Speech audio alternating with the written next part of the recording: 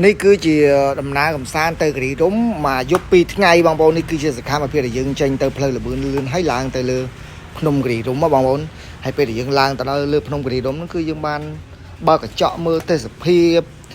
ហើយយើងបានចូលទៅវត្តរុក្ខវិថីបងប្អូននេះនៅក្នុងនេះ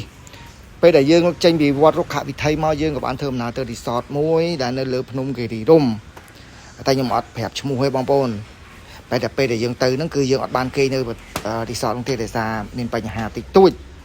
ហើយយើងក៏អំបាច់និយាយទេបងប្អូនរឿងតិចតួចបែបនេះហើយយើងក៏បានដូរទៅគេនៅរីសតដែលនៅលើភ្នំគិរីរំមួយទៀតដែលឈ្មោះថា SK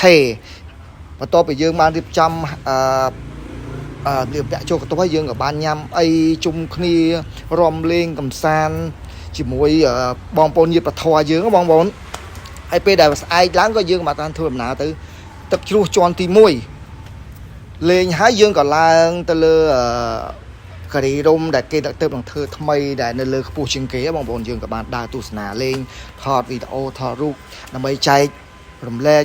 ដល់បងប្អូនយើងមើលលេងហើយយើងក៏ទុកជាវីដេអូអនុស្សាវរីយ៍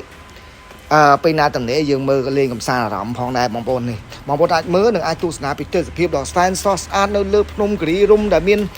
ទេសភាពហើយគេរៀបចំដេគ័រទាំងព្រៃព្រឹក្សាទាំងខ្យល់អាកាសក៏ត្រជាក់គេធ្វើបែបចេញមកគឺរីលេចតែម្ដងបងប្អូនដែលចង់ទៅលេងគិរីរំកុំភ្លេចឡើងទៅខាងលើដែលគេមានកន្លែងបោះតង់ហើយគេមានកន្លែងលេងកំសាន្តដើរមើលទេសភាពកន្លែងញ៉ាំអី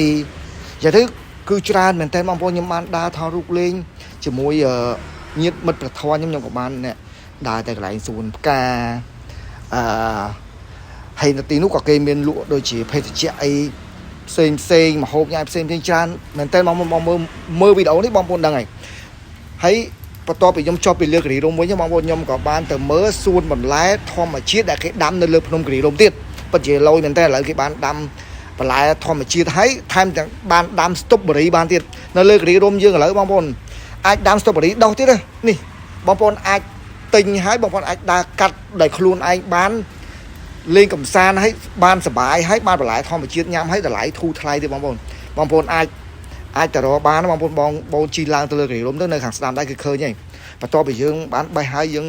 ក៏បានមកញ៉ាំអាហារជុំគ្នាថ្ងៃត្រង់ដើម្បីរៀបចំរៀបចំអីវ៉ាន់ដើម្បីឡើងទៅទីក្រុងភ្នំពេញវិញបងប្អូនតែពេលខ្ញុំចុះទៅវិញហ្នឹងខ្ញុំជាមួយបងប្អូនញាតិប្រធរខ្ញុំក៏បាន